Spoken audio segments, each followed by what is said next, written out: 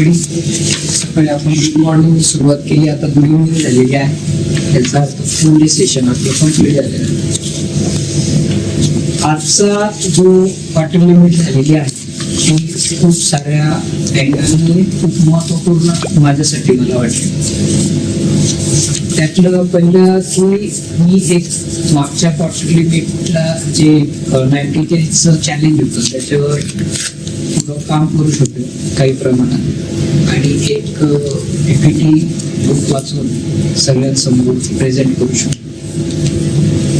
त्याच्यानंतर नेहमीप्रमाणे सरांनी आज सुद्धा प्रोसेसवर व्हिडिओ दाखवला.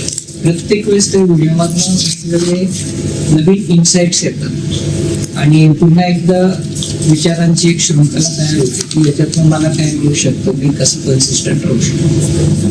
त्याच्यानंतर प्रोसेस प्रॅक्टिसचा सुद्धा व्हिडिओ पुन्हा एकदा नवीन वाटतो, कारण की तो माझ्या डे टू डे माझी जी ऍक्टिव्हिटीज आहे त्या ऍक्टिव्हिटीज मध्ये काय लॅकिंग आहे, आणि स्पेशली आजचा जो सेशन झाला त्या सेशनला प्रॅक्टिसचा जो व्हिडिओ होता तो नक्कीच अगदी म्हणजे कनेक्ट.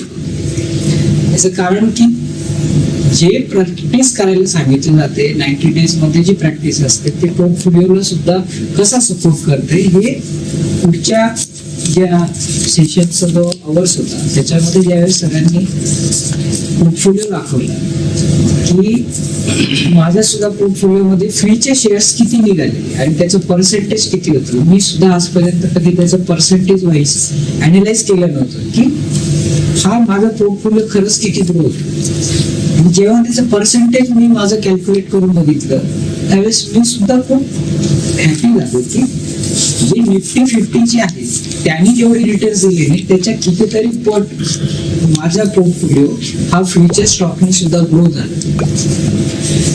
इतकंच काय की ही जी प्रोसेस आहे ह्या प्रोसेसला जर मी रोज त्याच्यामध्ये राहिलो तर माझा पोर्टफोलिओ किती ग्रो होऊ शकेल हे कॅल्क्युलेशन कळायला. पण जेव्हा पुढे गेल्यानंतर जेव्हा त्यांनी ज्या टेस्ट सांगितल्या आणि जे काही चेकलिस्ट सांगितलं त्या चेकलिस्ट प्रमाणे जेव्हा मी स्वतःला इन्साइट करून बघितलं की मी ऍक्च्युअली किती काम करतो त्याच्यात मी खोटं बोलू शकेल, कारण तिथे टिक मार्क करून स्वतःलाच मार्क्स द्यायचे. मार्क्स देण्यापेक्षा मी ऍक्च्युअली किती काम करतोय आणि छोट्या छोट्या गोष्टींवर सरांनी खूप छान काम केलंय की मी स्वतःला काय क्वेश्चनरीज केल्या पाहिजे की जेणेकरून मी स्वतःला अॅनालाइज करू शकतो खरंच काम करते. हे क्वेश्चनच खूप महत्वाचे. इतकंच काय की मी आता आपण थोड्या वेळापूर्वी ज्या काही टेस्ट बघितल्या या टेस्टवर लोक 2-2 दिवसाचे सेशन्स घेतात आणि लाखो रुपये त्याला चार्ज करतात. ही गोष्ट सोपी नाही आणि ती कन्सिस्टंटली जर मी टिक करून जर बघितलं तर माझं फक्त फायनान्शियलच ग्रोथ नाही होणार तर ओव्हरऑल ग्रोथ पण होणार. कारण याच्यामध्ये सगळेच पोर्टफोलिओ येणार. इक्विटीज येतो का? नाही. त्याच्यामध्ये माझे बाकीचे पण पोर्टफोलिओ येणार आहे, जनरल इन्कम येणार आहे, अदर सोर्सेस येणार आहे, ते पण ग्रो होतात की नाही त्याचं पण अॅनालाइज होणार आहे. कारण की पूर्ण ऍसेट ग्रो होते की नाही हेच करणार, आणि जी ऍसेट परफॉर्म करत नाही मग त्याच्यावर पण माझं थिंकिंग वाढेल की माझे हे ऍसेट काम करत नाहीये, याच्यावर मला वेगळा विचार करायला पाहिजे किंवा त्याची लिक्विडिटी कशी करता येईल ते बघायला पाहिजे. त्यामुळे ओव्हरऑल आजचा जो सेशन होता तो माझ्या स्वतःसाठी इन्साइट माझ्या आतमध्ये बघण्यासाठी खूप महत्वाचा होता. आता सकाळी जे मी बुक बद्दलची माहिती सांगितली रिच डॅड पुअर डॅडनी सुद्धा त्या बुक मध्ये रॉबर्टनी ह्याच्यावर एक सांगितले की जपानी लोकांकडे 3 प्रकारचे हत्यार आहेत. एक तलवार आहे की जे शौर्याचं हे दाखवते. दुसरं काय, तुमची जे वेल्थ आहे म्हणजे जो गोल्ड असेल तर ती वेल्थ हे तुमचं एक शस्त्र आहे. आणि सर्वात महत्वाचं त्यांनी आरसा म्हणून सांगितलं, मिरर आहे, तो खोटं बोलू शकत.